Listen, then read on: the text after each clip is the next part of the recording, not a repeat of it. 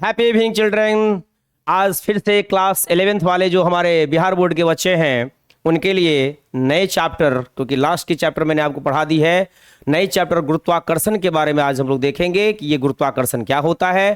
Class 11th की ये बहुत ही महत्वपूर्ण फिजिक्स की टॉपिक है, भौतिक रसायन का बहुत ही इंपॉर्टेंट टॉपिक है। तो चलिए बेटा आज इसके बारे में हम लोग देखते हैं कि भाई ये गुरुत्वाकर्षण क्या है। सबसे पहले इसको समझेंगे भाई कि ये गुरुत्वाकर्षण आपका होता क्या है। ठीक है, ध्यान से देखेंगे इसके बारे में। देखिए मैंने क्या लिखा है गुरुत्वाकर्षण के बारे में। तो सबसे पहले ये जो है इंपॉर्टेंट पॉइंट ये देखना होगा हमें कि भाई ये गुरुत्वाकर्षण बल कहाँ कहाँ काम करेगा। क्या यूनिवर्स में हर एक जगह ये काम करता है या नहीं करता है, क्या इस पर मीडियम का कोई असर होता है या नहीं होता है, उन सारी चीज़ों की चर्चा आज इस गुरुत्वाकर्षण में हम लोग करेंगे। तो चलिए फटाफट कहाँ पर चलेंगे हम लोग, स्क्रीन के ऊपर। तो मैंने क्या लिखा है, ब्रह्मांड में स्थित सभी द्रव्यमान युक्त पिंड एक दूसरे को अपनी ओर आकर्षित करते हैं। अपने द्रव्यमान के कारण इन पिंडों द्वारा अन्य पिंडों पर आरोपित यह जो आकर्षण का बल है उसी को हम लोग क्या कहेंगे, गुरुत्वाकर्षण बल कहेंगे। सबसे इंपॉर्टेंट चीज क्या हो गया इसके लिए, ब्रह्मांड में स्थित सभी द्रव्यमान युक्त पिंड। ये बहुत महत्वपूर्ण पॉइंट है, ये इसको ध्यान से रखेंगे। इसके लिए क्या आवश्यक हो गया कि बस जो पिंड है उसमें द्रव्यमान का होना जरूरी है, जो कण है उसमें द्रव्यमान का होना जरूरी है। दूसरी बात कि एक दूसरे को अपनी ओर क्या करता है, ये आकर्षित करता है। तो यह आकर्षण जो है दो पिंडों के बीच में उसी को हम लोग क्या कहेंगे, गुरुत्वाकर्षण बल कहेंगे। ठीक है, तो ये सबसे इंपॉर्टेंट चीज है। क्या दूसरी सबसे महत्वपूर्ण बात क्या निकल के आई कि यह जो गुरुत्वाकर्षण बल होता है दो पिंडों के बीच में द्रव्यमान के कारण उत्पन्न होता है, और यह हमेशा जो इसकी प्रकृति होगी, इसका जो गुण होगा वो आकर्षण का गुण होगा। ये बहुत महत्वपूर्ण पॉइंट है। उसके बाद पिंडों की यह प्रकृति गुरुत्वाकर्षण कहलाती है। मतलब जिसकी वजह से पिंड क्या करता है, अपने द्रव्यमान की वजह से किसी दूसरे पिंड को अपनी ओर आकर्षित करता है। उस बल का नाम मैंने क्या कहा, गुरुत्वाकर्षण बल कहते हैं। और हर एक पिंडों में, हर एक वस्तुओं में जो यह गुण होता है उसी को हम लोग गुरुत्वाकर्षण कहते हैं। मतलब यह जो प्रवृत्ति है पिंडों की जो यह प्रवृत्ति है, यह जो नेचर है ना, इसी को हम लोग गुरुत्वाकर्षण कहते हैं। बातें समझ में आ रही है। अब देखिए आगे का पॉइंट क्या है, यह बल क्षीण होता है। मतलब क्षीण मतलब कमजोर होता है। अधिकांश मामलों में इसका मापन लगभग असंभव है। अधिकांश मामलों में इसका मापन नहीं के बराबर ही होता है। बातें समझ में आ रही है। अब देखिए क्या है भाई, इसका खोज कौन क्या था, उन सारी चीजों के बारे में आपको बताएंगे, लेकिन उससे पहले नेक्स्ट पॉइंट को देखिए ध्यान से। ब्रह्मांड के अन्य पिंडों के समान पृथ्वी भी अन्य सभी पिंडों पर गुरुत्वाकर्षण बल आरोपित करती है, जिसे गुरुत्व कहा जाता है। मतलब कि ब्रह्मांड में जो भी वस्तुएं हैं, जैसे हम हैं, आप हैं, चेयर है, मान लीजिए इस क्लासरूम में हम हैं, पीछे बोर्ड, ये स्मार्ट बोर्ड लगा हुआ है, तो हम दोनों के बीच में भी आकर्षण का बल मास की वजह से काम कर रहा है, इसको गुरुत्वाकर्षण बल कहेंगे। लेकिन यही काम अगर पृथ्वी किसी दूसरे वस्तु पर करती है, मतलब पृथ्वी अपने मास के कारण किसी दूसरे वस्तु पर जो आकर्षण का बल लगाती है, तो पृथ्वी का जो स्पेशल केस होगा उसको हम लोग गुरुत्व कहेंगे। क्या कहेंगे, उसको हम लोग गुरुत्व कहेंगे। मतलब वहां गुरुत्वाकर्षण बल का नाम क्या हो जाएगा, गुरुत्व हो जाएगा। बातें समझ में आ गई। अब देखिए गुरुत्वाकर्षण एवं गुरुत्व के उदाहरण क्या है, दोनों को उदाहरण से स्पष्ट कर लेते भाई। गुरुत्वाकर्षण, क्योंकि दो वर्ड आया, एक गुरुत्वाकर्षण बल, दूसरा गुरुत्व। मैंने कहा कि पृथ्वी अगर किसी वस्तु पर गुरुत्वाकर्षण का बल लगा रही है तो उसे हम क्या कहेंगे, गुरुत्व कहेंगे। और अन्य किसी दो वस्तु के बीच में, पृथ्वी को छोड़ करके किसी अन्य दो वस्तु के बीच में अगर यही गुरुत्वाकर्षण बल का, आकर्षण का बल मास की वजह से काम कर रहा है, तो उसे हम लोग गुरुत्वाकर्षण बल कहेंगे। दोनों में छोटा सा फर्क है गुरुत्व और गुरुत्वाकर्षण बल में। अब देखिए जो महत्वपूर्ण बात है इस पर ध्यान दीजिएगा, बहुत इंटरेस्टिंग पॉइंट है, इसको समझना है।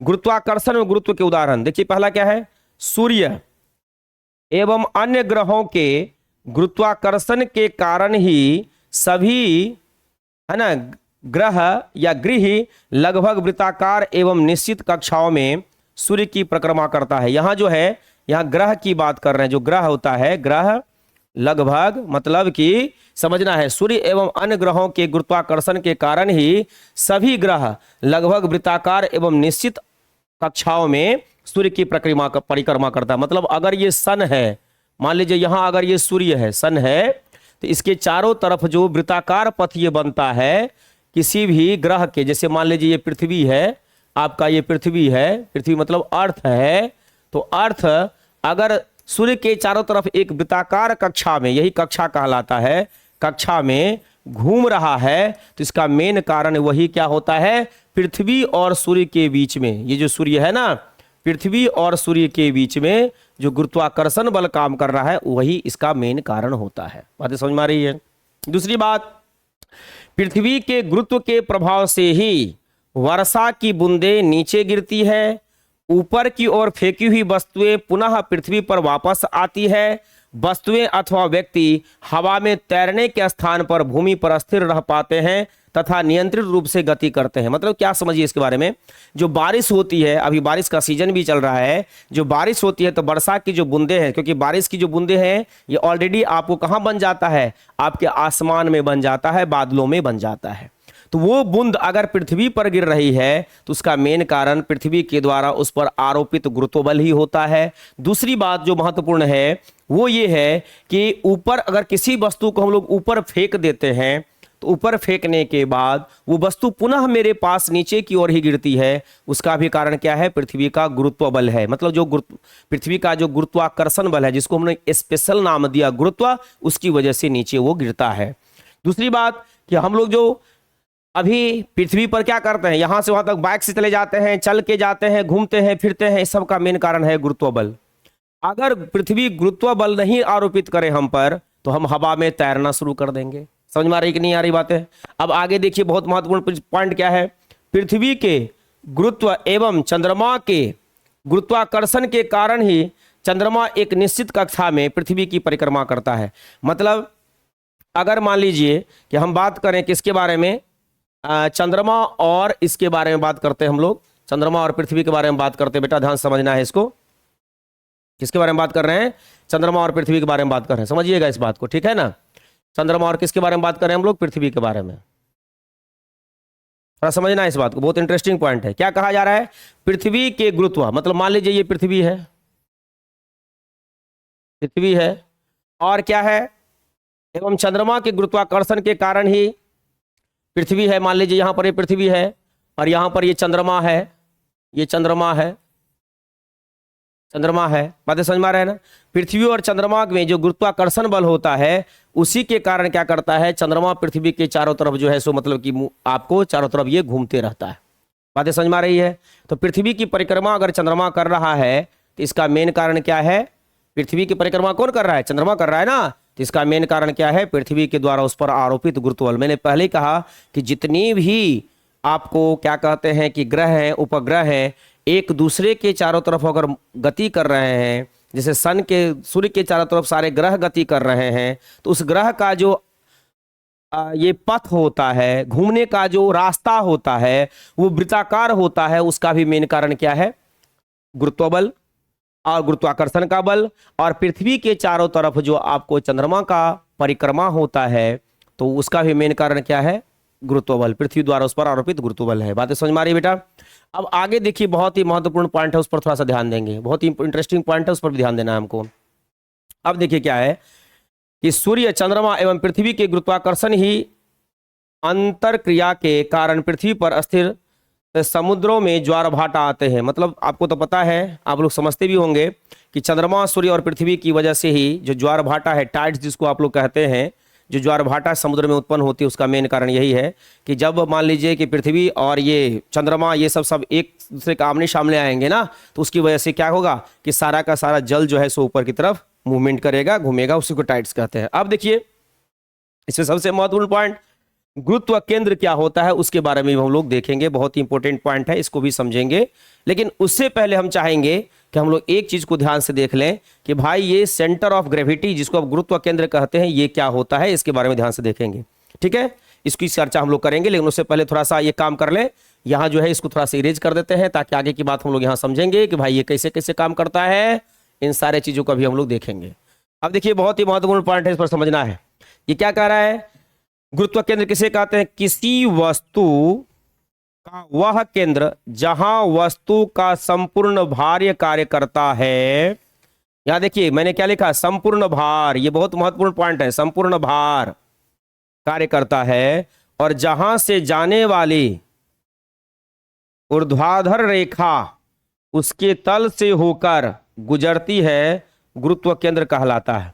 मतलब समझना है, ऊर्ध्वाधर रेखा का मतलब हो गया जो उसके बीच सेंटर, मतलब किसी भी वस्तु का जो संपूर्ण भार है जहां पर काम करे। मान लीजिए कि यह एक वस्तु है, अगर इस वस्तु का संपूर्ण भार इस पॉइंट पर काम करता है, जरूरी नहीं कि ये इसका केंद्र हो सकता है कि वस्तु का केंद्र ये हो, ये वस्तु का केंद्र है भाई। अगर वस्तु हम लोग क्या कैसा बना है, गोलीय वस्तु है, ये गोलाकार है, तो गोलाकार वस्तु का ये केंद्र है। अगर इस वस्तु का पूरा भार यहां पर आपको काम कर रहा है इस पॉइंट पर, ये पॉइंट पी पर, तो समझ जाना है कि ये जो पॉइंट पी होगा ना, इस पूरे वस्तु के लिए गुरुत्व केंद्र कहलाएगा। कैसा केंद्र कहलाएगा? गुरुत्व केंद्र। तो गुरुत्व केंद्र क्या हुआ? किसी वस्तु का वह केंद्र जहां पर वस्तु का संपूर्ण भार कार्य करता है और जहां से जाने वाली रेखा जो होती है उसके तल से होकर के गुजरती है, उसी को हम लोग क्या कहेंगे? गुरुत्व केंद्र कहेंगे या गुरुत्व केंद्र कहेंगे। बातें समझ में आ रही है कि नहीं आ रही है? अब आगे बहुत ही महत्वपूर्ण पॉइंट इसी के बारे में थोड़ा सा समझेंगे, इसको भी ध्यान से। वो क्या है उसको थोड़ा सा समझ लेते हैं। बहुत ही इंपॉर्टेंट पॉइंट है बेटा, ध्यान से देखिएगा, इसको भी हम लोग देखेंगे। थोड़ा सा ऊपर उठा रहे हैं, थोड़ा समझिएगा इसको, ठीक है? ये ध्यान से देखना है भैया कि कैसे कैसे क्या काम करेगा। अब इसमें देखिए, पहले इसको इरेज कर लो, थोड़ा ध्यान से देखना है इसको।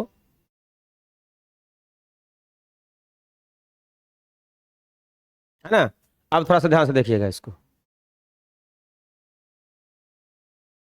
हाँ, ये बहुत महत्वपूर्ण पॉइंट है, थोड़ा समझना है। अब देखिए क्या है इसमें, एक चीज इंपॉर्टेंट पॉइंट को ध्यान से देखना है। थोड़ा सा इसको हम इरेज कर देते हैं बेटा, उससे पहले ये जो है इसको पहले इरेज कर देते हैं ताकि आप आराम से इसको लिख सके। ठीक है, बातें समझ में आ रही है? अब देखिए ध्यान से, पीसा की झुकी मीनार गुरुत्व केंद्र का ही अनुप्रयोग है। पीसा की मीनार झुकी होने के बाद भी खड़ी है क्योंकि उसके गुरुत्व केंद्र से होकर जाने वाली रेखा तल के अंदर से होकर गुजरती है। मतलब क्या है कि जो आपको एक पीसा का दीवार है वो आज भी झुका हुआ है। ये एक एग्जाम्पल है, आपका उदाहरण है। तो उसके झुके हुए, ऐसे झुके रहने पर भी वो देखिए टिका हुआ रहता है। कारण क्योंकि उसका गुरुत्व जो भार है ना, वो भार पूरा ऊपर नहीं है, हो सकता है भार उसके कहां पर हो, नीचे हो। तो भार अगर नीचे है, यहां से अगर झुका हुआ भी है तो ये इसको गिरने नहीं देगा। अगर भार यहां जो रहता तो आराम से वो गिर जाता, क्योंकि वहां पर ज्यादा से ज्यादा फोर्स काम करता, गुरुत्वाकर्षण बल। अब इसमें सबसे महत्वपूर्ण पॉइंट जो है उस पर थोड़ा सा चर्चा करते हैं, इसको थोड़ा सा ध्यान से देखिएगा। ये बहुत ही महत्वपूर्ण पॉइंट है। इसके संबंध में ये जितनी भी जानकारियां हैं ये आपको किसने दिया उसके बारे में आप सभी बचपन से ही 9th क्लास से ही पढ़ते आ रहे हो कि जो ये गुरुत्वाकर्षण का बल है इसका खोज न्यूटन साहब ने किया था, है ना? हाँ, न्यूटन साहब, बहुत बड़ी रोचक कहानी भी उसके बारे में आप लोग सुनाते हैं, बचपन में आपको सुनाया भी जाता है कि न्यूटन साहब किसी बगीचे में बैठे हुए थे, एक एप्पल गिर गया तो वो सोचने लगे कि भाई ये एप्पल क्यों गिरा, है ना? नीचे गिरा, ऊपर क्यों नहीं चला गया? तो अपना खोज करते रहे। तो उसी के बेसिस पर उन्होंने एक नए बल का खोज किया था जिसे गुरुत्वाकर्षण, पहले तो गुरुत्व बल कहे, बाद में उसी का नाम गुरुत्वाकर्षण बल उन्होंने दिया। तो चलिए उसके बारे में देख लेते हैं, बहुत इंपॉर्टेंट पॉइंट है, थोड़ा समझना है। क्या है पॉइंट, समझिएगा। क्या कहा न्यूटन ने? न्यूटन द्वारा प्रतिपादित सर्वार्थिक गुरुत्वाकर्षण नियम के अनुसार प्रत्येक कण अथवा पिंड अन्य सभी कणों पर एक बल लगाकर उन्हें अपनी ओर आकर्षित करता है। ठीक है, तो अगर हम इसको सिंप्लीफाइड फॉर्म में देखेंगे तो ये बहुत ही आसान सा हो जाएगा। उसका सिंप्लीफिकेशन क्या होगा उसके बारे में अगर देखेंगे तो बहुत ही आसान सिंप्लीफिकेशन होगा। थोड़ा समझिएगा, हम आपको समझा देते हैं, इसको अच्छे से समझना है, समझिएगा इसको बहुत बढ़िया से। ठीक है, क्या है भैया? न्यूटन साहब ने कहा कि अगर दो वस्तु है, मान लीजिए एक पिंड ये है और दूसरा पिंड ये है, पिंड मतलब वस्तु ही समझना है, तो दोनों वस्तु जो है उसका कुछ ना कुछ तो, क्योंकि पिंड है तो कुछ ना कुछ तो मास होगा। इसका मान लीजिए m1 kg है और इसका जो मास है ये आपका m2 kg है, और ये दोनों कुछ ना कुछ डिस्टेंस से एक दूसरे से सेपरेटेड है। ये कुछ ना कुछ डिस्टेंस से जो है एक दूसरे से सेपरेटेड है, थोड़ा समझना इस बात को। ठीक है, कुछ ना कुछ डिस्टेंस से सेपरेटेड है। मान लीजिए वो डिस्टेंस इस दोनों के बीच का ये d है। ठीक है, तो न्यूटन साहब ने क्या कहा कि दो वस्तु, है ना, के बीच जो ये एक आकर्षण का बल लगता है उसको उन्होंने एक नियम दिया था जिसे हम लोग कहते हैं गुरुत्वाकर्षण का सर्वार्थिक नियम। तो वो नियम क्या था उसके बारे में देखिए। उन्होंने क्या कहा कि दो पिंडों के बीच, देखो यहां पर लिखा हुआ है, बहुत इंटरेस्टिंग पॉइंट है, इसको ध्यान से देखें। किन्हीं दो पिंडों के मध्य प्रभावी आकर्षण बल, जिसका नाम था गुरुत्वाकर्षण बल, उन दोनों पिंडों के द्रव्यमान के गुणनफल का समानुपाती। अब देखिए इस दोनों के बीच का जो फोर्स ऑफ अट्रैक्शन है, मान लीजिए ये F है, जो गुरुत्वाकर्षण बल है ये F है, F को हम लोग कह रहे हैं गुरुत्वाकर्षण बल। गुरुत्वाकर्षण बल ये आपको F है। तो ये जो F है ना, ये दोनों वस्तु के द्रव्यमान के गुणनफल के समानुपाती है। ये समानुपाती का चिन्ह हो गया, ये जो लिए हुए हैं। और दूसरा क्या कहा उन्होंने, तथा उन दोनों पिंडों के मध्य की दूरी, मतलब दोनों के बीच की दूरी के वर्ग के व्युत्क्रमानुपाती होता है। दोनों के बीच की दूरी के वर्ग का क्या होता है, वो व्युत्क्रमानुपाती होता है। ठीक है, व्युत्क्रमानुपाती मतलब दोनों के बीच का दूरी कितना है, ये d है ना, तो उसके वर्ग का व्युत्क्रमानुपाती, व्युत्क्रम होता है 1/d² कर देंगे। दोनों के बीच का वर्ग, जो दोनों के मध्य मतलब दोनों के बीच का जो दूरी है उसके वर्ग का व्युत्क्रमानुपाती होता है। तो अभी दोनों समीकरण से जो यहां पर इनके पास दो समीकरण आया, समीकरण 1 एवं 2, इस दोनों समीकरण से उन्होंने क्या किया, ये चीज बताया कि F जो है ये समानुपाती हो जाएगा m1 गुना m2 का, और समानुपाती होगा 1/d² का। अब इसमें समानुपाती के साइन को जब उन्होंने हटाया तो एक कांस्टेंट लिया, नियतांक लिया, एक समझ में आ रहा है कि नहीं, एक कांस्टेंट लिया, एक नियतांक लिया, जिसको g से उन्होंने निरूपित किया। तो F बराबर g गुना m1 m2/d² लिखा। तो यह जो फॉर्मूला अभी प्राप्त हुआ ये आपको न्यूटन के गुरुत्वाकर्षण के सर्वार्थिक नियम से प्राप्त हुआ। और इस नियम के अनुसार जो यहाँ पर g है, g को हम लोग क्या पढ़ते हैं उसी के बारे में आपको यहाँ बता रहे हैं। ये जो पॉइंट था अंदर में, इसको मैंने वहां डील कर दिया। g जो है बेटा, g यहाँ पर जो g यहाँ पर जो लिखे हैं कैपिटल G, ये जो बड़ा सा G लिखे हुए हैं, ये वाला, ये क्या है, g जो है सर्वार्थिक गुरुत्वाकर्षण नियतांक है।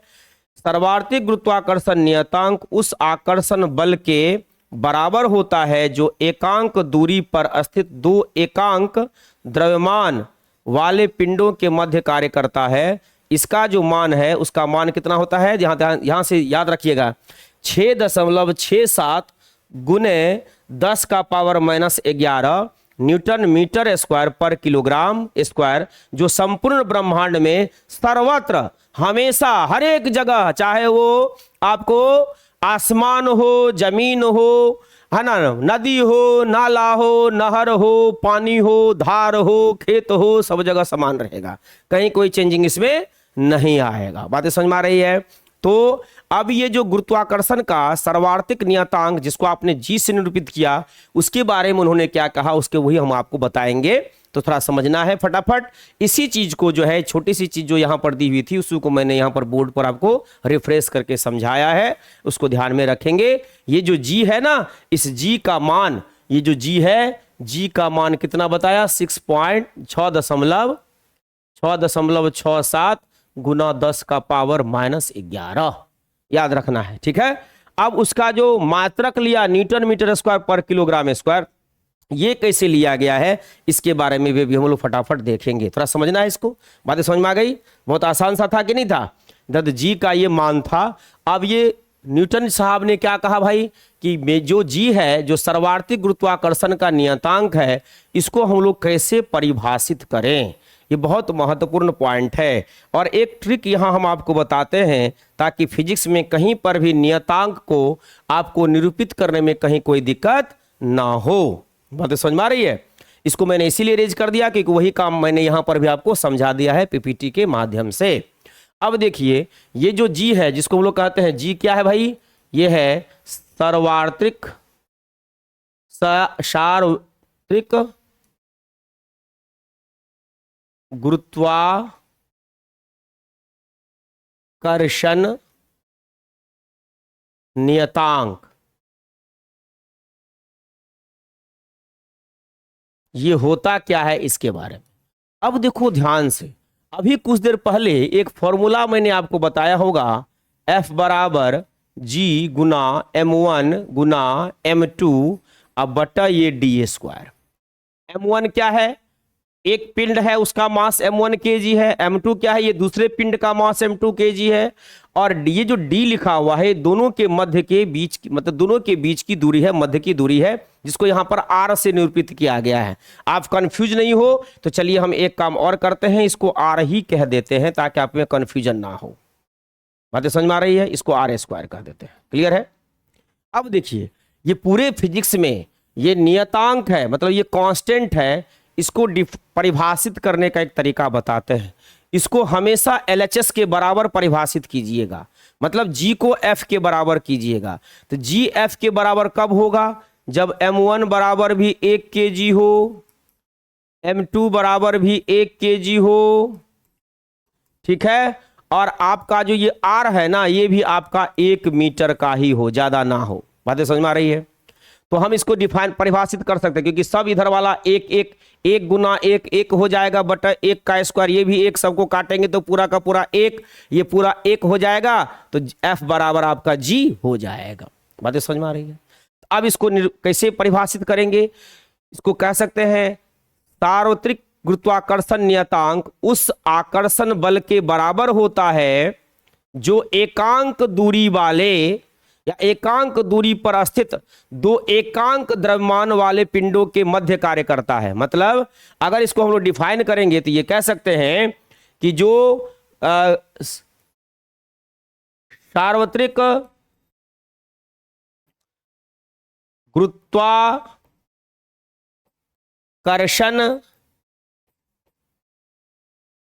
नियतांक उस आकर्षण बल के बराबर होता है,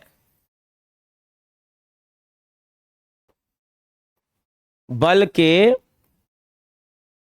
बराबर होता है,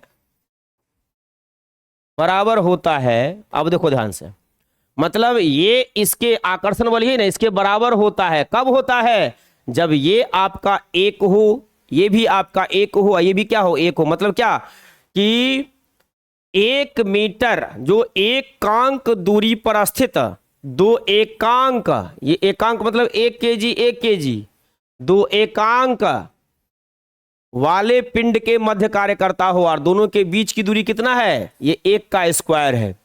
मतलब सार्वत्रिक गुरुत्वाकर्षण नियतांक उस बल के बराबर होता है या बराबर होता है जो एकांक दूरी के मध्य उपस्थित एकांक किलोग्राम वाले पिंड के मध्य कार्य करता है। बातें समझ में आ रही है कि नहीं आ रही है। दैट मीन्स इसको इसके बराबर करना, तो इस पूरे पोर्शन को 1 के बराबर कर देना, इस पूरे पोर्शन को इसको बराबर कर देना 1 के, उसके बराबर हो जाएगा। समझ में आ गई बातें। तो ये आपको गुरुत्वाकर्षण का सार्वत्रिक नियतांक है। अब जो है इसकी यूनिट की बात करेंगे तो यहां पर देखिए F बराबर क्या है, G गुना M बटा R² है। तो F गुना R² बटा M गुना M1 गुना M2, ये M1 था ये M2 था, तो बराबर हो जाएगा ये G। तो ये देखो फोर्स के लिए क्या लोगे, न्यूटन, और R क्या है, डिस्टेंस है, तो मीटर स्क्वायर, तो न्यूटन मीटर स्क्वायर, बट्टा बट्टा बट्टा क्या है, kg गुना kg स्क्वायर। तो वही दिखाया गया है न्यूटन मीटर स्क्वायर पर किलोग्राम स्क्वायर। जो संपूर्ण ब्रह्मांड में इसका जो मान है वो नियत है। इसको सर हेनरी कैवेंडिश साहब ने निकाला था गुरुत्वाकर्षण के सार्वत्रिक नियतांक को। बातें समझ में आ रही है। अब आगे जो महत्वपूर्ण बात है उसको भी हम लोग देखेंगे, उन सारे चीजों पर चर्चा करेंगे। आज ये बहुत ही महत्वपूर्ण बात मैंने बताई, जो गुरुत्वाकर्षण का बल है, अगर ये पृथ्वी और किसी दूसरे पिंड के बीच में काम करे तो उसका नाम हो जाता है गुरुत्व बल। अगर दो पिंडों के बीच में काम करे जिसमें दोनों पिंड में से कोई भी पृथ्वी ना हो तो उसको कहेंगे गुरुत्वाकर्षण बल। जितने भी ग्रह उपग्रह, मतलब ग्रह किसके चारों तरफ, सूर्य के चारों तरफ परिक्रमा करता है, तो उसका अगर वृत्तीय पाथ है तो इसी गुरुत्वाकर्षण के बल की वजह से, और जो भी उपग्रह ग्रह के चारों तरफ वृत्ताकार पथ पर घूम रहा है तो उसके जो घूमने की वृत्ताकार पथ प्राप्त करने की जो प्रवृत्ति है वृत्ताकार पथ पर ही क्यों घूम रही है, उसका भी कारण क्या है, गुरुत्वाकर्षण बल ही है। बातें समझ में आ रही है बच्चों? तो चलिए अब हम लोग आगे की ओर देखेंगे इसको। अब क्या देखना है बेटा, अब ये देखना है कि गुरुत्वाकर्षण का जब काम हो जाता है, गुरुत्वाकर्षण का आपने नियम देख लिया, न्यूटन का सार्वत्रिक गुरुत्वाकर्षण नियम देख लिया, तो अब आगे का जो पॉइंट है उस पर भी हम लोग ध्यान से देखेंगे, वो बहुत ही महत्वपूर्ण पॉइंट होगा। चलिए इसको ध्यान से देखिएगा, ये क्या है। अब जो महत्वपूर्ण पॉइंट है यह है गुरुत्व क्षेत्र, इसको कहते हैं ग्रेविटेशनल फील्ड। और एक बात बता देते हैं बच्चों, ये गुरुत्वाकर्षण जो आप लोग अध्याय पढ़ रहे हैं इसी का विद्युत क्षेत्र से रिलेशन है ना। विद्युत आवेश और विद्युत का जो क्षेत्र पढ़ेंगे तो उसका सेम कॉन्सेप्ट गुरुत्व क्षेत्र के ही समान होता है। तो यहां पर अब एक बात आ गई है, गुरुत्व क्षेत्र, ये गुरुत्व क्षेत्र क्या होता है इसकी बात करेंगे। अगर गुरुत्वाकर्षण बढ़िया से पढ़ लीजिएगा तो गुरुत्व क्षेत्र मतलब इलेक्ट्रिक फील्ड जो विद्युत क्षेत्र जो आप पढ़िएगा 12वीं कक्षा में जाने पर तो आपको कहीं कोई डिफरेंस नजर नहीं आएगा। बस एक डिफरेंस आएगा कि यहां जो काम द्रव्यमान कर रहा है पिंड के लिए, वहां वही काम आवेश करेगा। बातें समझ में आ रही है? तो देखिए हम लोग भाई कि ये गुरुत्व क्षेत्र क्या होता है, समझिएगा इस बात को, बहुत इंटरेस्टिंग पॉइंट है, इसको समझेंगे भी। अब देखिए क्या कह रहा है गुरुत्व क्षेत्र के बारे में, इसको इंग्लिश में कहते हैं ग्रेविटेशनल फील्ड। किसी पिंड के चारों ओर स्थित वह संपूर्ण क्षेत्र जिसमें उस पिंड के गुरुत्वाकर्षण बल का अनुभव किया जा सके, उस पिंड का गुरुत्व क्षेत्र कहलाता है। उस पिंड का क्या कहलाता है? गुरुत्व क्षेत्र कहलाता है। अब एक छोटा सा समझना है बात को, जैसे अभी ये देखे होंगे कि भारत पाकिस्तान का मैच हुआ है एशिया कप में, ये क्रिकेट ग्राउंड होगा, यहां पर दो तरह की पूरा स्टेडियम, ये है स्टेडियम है, समझिएगा बात को, बहुत आसानी से समझ जाइएगा, ठीक है, ध्यान से।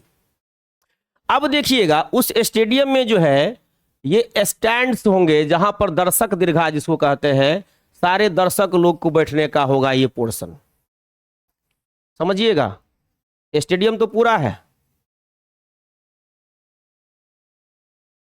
ये दर्शक लोग बैठे हुए हैं, ठीक है।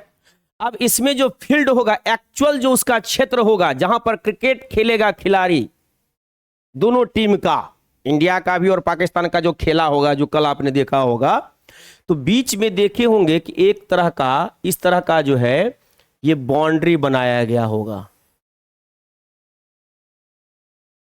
थोड़ा समझिएगा। और यहां पर बीच में एक छोटा सा पिच होगा, ठीक है, बातें समझ में आ रही है? अब देखिए जो भी काम होगा खेल का इसी के अंदर होगा, इसके अंदर ही होगा, इसके अंदर ही होगा। मतलब जो भी खिलाड़ी फील्ड में काम कर रहा है ना, 11 खिलाड़ी एक टीम का और 2 खिलाड़ी एक टीम का जो बैटिंग करता होगा, और दोनों एम्पायर साहब भी है ना, एम्पायर भी क्रिकेट खेलता है, याद रखना है।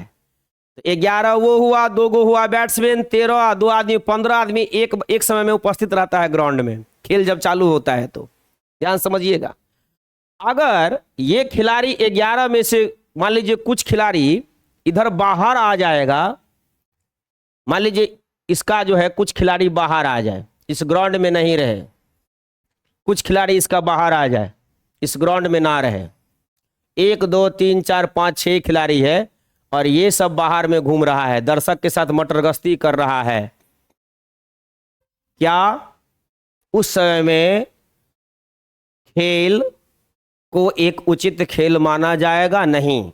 उस समय में जब बॉलर बॉलिंग करता है तो कहता है एम्पायर कि ये नो बॉल है, मतलब उस बॉल का कोई वैल्यू नहीं रहता है, दूसरी टीम को उसका पेनाल्टी दे दिया जाता है। एक दिया जाता है कि नहीं दिया जाता है? मतलब समझिएगा क्या कह रहे हैं, मतलब ये पिच जो है, यहां जो बैट्समैन खड़ा है, यहां जो बैट्समैन खड़ा है विकेट के पास, यहां पर इसके द्वारा जो भी रन बनेगा, बॉल यहां मान लीजिए कोई बैट्समैन उछाल के यहां पर स्टेडियम के बाहर कर दिया, तो क्या ये बाउंड्री से बाहर गया तभी ना 6 रन मिल गया उसको, स्टेडियम से बाहर गया तो 12 रन तो नहीं मिल जाता है उसको? ऐसा तो नहीं है। मतलब उसका एक क्षेत्र लिमिट है कि इसके बाहर अगर गया तो 6 रन, या इसको टच किया तो 6 रन, या इसको ग्राउंड से होते हुए टच किया तो 4 रन, इसको टच करके अगर हो सकता है कि दोगा दोगी से निकल गया होगा स्टेडियम के बाहर, तो 8 रन थोड़े दे देते हैं। मतलब समझिएगा, इस पिच का प्रभाव, मतलब इस बैट्समैन का प्रभाव इस फील्ड में जहां तक रहेगा वही क्रिकेट का ग्राउंड कहलाएगा, वही क्रिकेट का फील्ड कहलाएगा। क्रिकेट का एक्चुअल फील्ड इतना ही है, ये तो दर्शक दीर्घा है, इससे तो कोई लेना देना नहीं है भाई। मैच तो आदमी रोड पर भी खड़ा होकर देखता है, लेकिन फील्ड तो लिमिटेड होता है ना। उसी तरह से यहां बहुत इंटरेस्टिंग चीज, किसी पिंड के चारों ओर स्थित वह संपूर्ण क्षेत्र, आप समझिए इसको अच्छे से। जैसे मान लीजिए कि हम क्या कर रहे हैं, अरे हम लोग भी मैच देखते हैं टीवी पर बैठ करके, तो हम लोग उसके फील्ड में थोड़े आ रहे हैं, उसके क्षेत्र में थोड़े आ रहे हैं। मैच हुआ था दुबई में, देखे हैं इंडिया में। बातें समझ में आ रही कि नहीं आ रही है? अब देखिए, यह कोई एक वस्तु है, एक पिंड है, इसका मास है ये mkg का। अब मान लीजिए कि एक बहुत बड़का वस्तु यहां पर ले आए जिसका मास है कैपिटल mkg का, बड़ा वस्तु, बड़ा मास। अब ये फोर्स जो है इस पर लगा ही नहीं पा रहा है, कोई फोर्स काम नहीं कर रहा है। इसका मतलब है कि इसका क्षेत्र यहां तक नहीं है। अब उसी वस्तु को सरका के नीचे ले आइए, अगर उसी वस्तु को हम यहां पर ले आते हैं mkg के वस्तु को, तो ये वस्तु जो है इस पर फोर्स, ये वस्तु जो है उजला वाला गोला वाला, ये इस पर बल लगाना शुरू कर देता है। समझिएगा ध्यान से। इसका मतलब हुआ कि ये जो आपका उजला वाला जो वस्तु था छोटका mkg वाला का, दिख रहे हैं ना, ये छोटका mkg वाला का है, समझिएगा, ये जो छोटका mkg वाला का है, क्लियर है ना, ये छोटका mkg वाला का, इसका समझना है ध्यान से। इसका जो क्षेत्र हुआ मात्र यहीं तक हुआ, यहीं तक हुआ, मतलब यहां से यहां तक ये काम कर रहा है बस। अब इसी को रेडियस मान लेना और इसके चारों तरफ एक गोला बना देना। ये जो गोला बनाया, मतलब यहां से यहां तक आ रहा है, तो ये भी आर ही होगा, यहां से यहां तक ये भी आर ही होगा, इसका यहां से यहां तक रेडियस आर ही होगा। बस इस खिलाड़ी के लिए ये मैदान तैयार हो गया। मतलब इस मैदान में कहीं पर भी कोई दूसरा पिंड अगर हम लोग रखेंगे तो उस पर इसका गुरुत्वाकर्षण का प्रभाव काम करना शुरू कर देगा। इसी का एक छोटा सा उदाहरण और बताते हैं। जैसे मान लीजिए कि हम दो वस्तु को लिए हुए हैं, समझिएगा ध्यान से, बहुत अच्छे से समझ जाइएगा। अब मान लीजिए कि मेरे हाथ में दो चुंबक हैं, ये एक चुंबक है, ये भी एक चुंबक है। इसका मान लीजिए यहां पर रखे तो अट्रैक्ट कर लिया, अब इसको यहां रख देते हैं, कुछ नहीं हो रहा है। मतलब इसका जो क्षेत्र है, चुंबक के क्षेत्र यहां तक नहीं है। जैसे ही इसको नजदीक में ला रहे हैं, समझिएगा, नहीं है, अब लाए, नहीं है, अब लाए, बस अट्रैक्ट करना शुरू कर दिया। मतलब इसका क्षेत्र ये हुआ, यहां से यहां तक का बीच का जो दूरी दिखाई दे रहा है, समझ आ रहा है कि नहीं आ रहा है? अब इसी को रेडियस मान करके चारों तरफ घुमा दीजिए ऊपर नीचे, तो उसका क्या हो जाएगा, चुंबक के क्षेत्र हो जाएगा। उसी तरह से इस पिंड का, ये जो पिंड है आपका छोटका mkg वाला का, इसका क्षेत्र यहां तक क्रिएट हुआ। मतलब अगर कोई वस्तु को इसके अंदर रखेंगे तो ये उस पर आकर्षण का बल लगाना शुरू कर देगा। तो यह जो क्षेत्र हुआ पिंड mkg वाले का, इसी को इस पिंड का गुरुत्व क्षेत्र कहेंगे। इसका मतलब है कि जो मेरा पृथ्वी है उसका भी गुरुत्व क्षेत्र की एक सीमा होगी, इनफाइनाइट, अनंत नहीं हो सकता। मतलब कुछ ही दूरी तक पृथ्वी का भी गुरुत्व क्षेत्र होगा, अनंत तक तो संभव ही नहीं है। बात समझ में आ रही है कि नहीं आ रही है? इसका एक छोटा सा उदाहरण आप लोग जानते भी हैं, समझते भी हैं, टीवी पर भी देखते हैं कि कोई भी जो यान से, जैसे चंद्र, मान लीजिए कोई यान भेजा, कोई भी सैटेलाइट, क्या कहते हैं, स्पेस सेंटर से, है ना, जो अंतरिक्ष में कुछ इसको भेज देता है अंतरिक्ष यात्री को, तो देखिएगा वहां पर वो देखिएगा कि वो अंतरिक्ष स्टेशन पर तैरते रहता है। क्यों भाई? क्योंकि पृथ्वी का गुरुत्वाकर्षण बल वहां पर काम नहीं कर रहा है। बातें समझ में आ रही कि नहीं आ रही है? क्यों? क्योंकि पृथ्वी का गुरुत्व क्षेत्र उतना दूर है, ये नहीं है।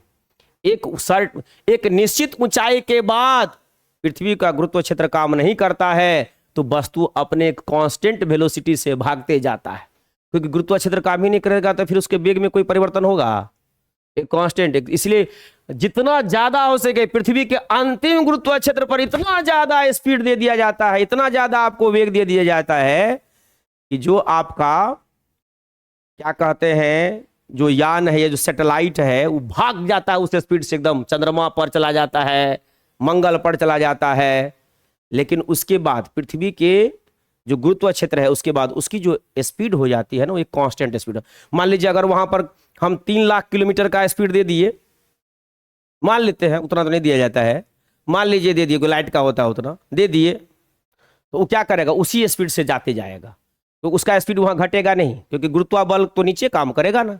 मतलब हम ऊपर जाना चाह रहे हैं, हम नहीं जा पा रहे हैं, काहे नहीं जा पा रहे हैं, क्योंकि गुरुत्व बल हमको खींच रहा है ना। लेकिन एक निश्चित ऊंचाई पर जाने के बाद जब गुरुत्व क्षेत्र हम पर काम नहीं करेगा, तो फिर तो हम भागते जाएंगे, तैरते जाएंगे हवा की तरह। बातें समझ में आ रही कि नहीं आ रही है? तो ये हमको छोटा सा चीज समझाना था आपको कि भाई गुरुत्व क्षेत्र क्या होता है। यही केस विद्युत क्षेत्र के लिए होता है। जैसे मान लीजिए आप सभी जानते हैं कि कोई भी जो आवेश होता है ना, दूसरे आवेश को या तो क्या करेगा, अपने तरफ खींच लेगा या अपने से दूर कर देगा, है ना। जबकि गुरुत्व बल में ये बात नहीं होता है, गुरुत्व बल हमेशा खींचता ही है, दूर करने का इसमें गुण नहीं होता है, लेकिन बल तो लगाता है। तो आवेश के केस में क्या होता है, जिसकी चर्चा हम करेंगे आपको। जैसे मान लीजिए यहां पर कोई धन आवेश है, ये धन आवेश है इतना कूलम्ब का, ठीक है ना, ये धन आवेश है। अब इस धन आवेश को मान लीजिए यहां पर कोई ऋण आवेश है, मान लेते हैं कि 2 कूलम्ब का ऋण आवेश है। अब यहां रख दिए हैं पॉइंट ए पर, कुछ नहीं हो रहा है, दोनों क्या करेगा, आकर्षण का बल लगाएगा ना, क्योंकि दोनों का जो प्रकृति है अपोजिट है ना, उल्टा है ना, ये धन ऋणात्मक है, ये धनात्मक है। तो जब 2 चार्ज अलग अलग प्रकृति का हो, अलग अलग प्रवृत्ति का हो, तो एक दूसरे को आकर्षित करेगा। बातें समझ में आ रही कि नहीं आ रही है? कोई दिक्कत नहीं है।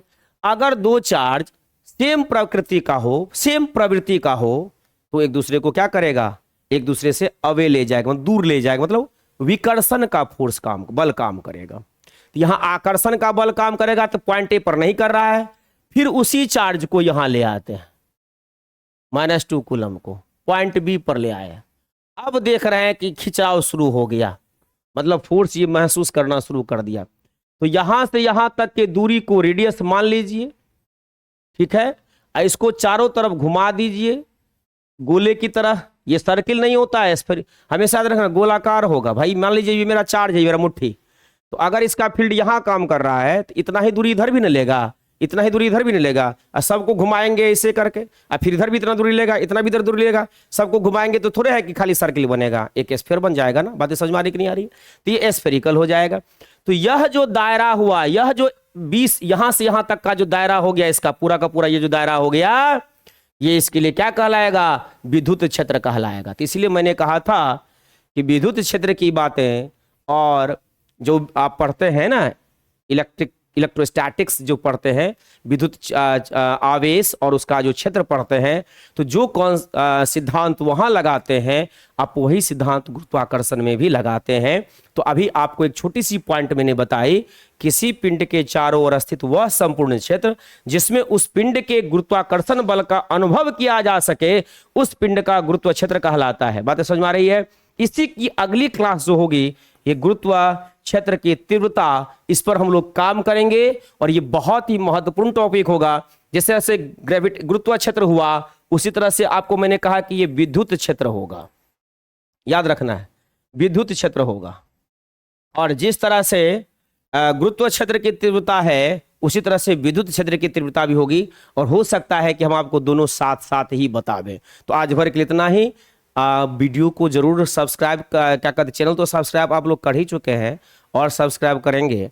कमेंट्स जरूर दीजिएगा कि कैसा वीडियो रहा, और आप इसमें से कितनी बातें समझे, कौन सी दिक्कतें आई, तो उसकी पुनरावृत्ति भी हम करेंगे, और बेहतरीन से बेहतरीन आपको कॉन्सेप्ट देने की जो है हमारी योजना, वो सफल हो जाएगी। तो आज भर के लिए इतना ही। धन्यवाद। Thank you so much.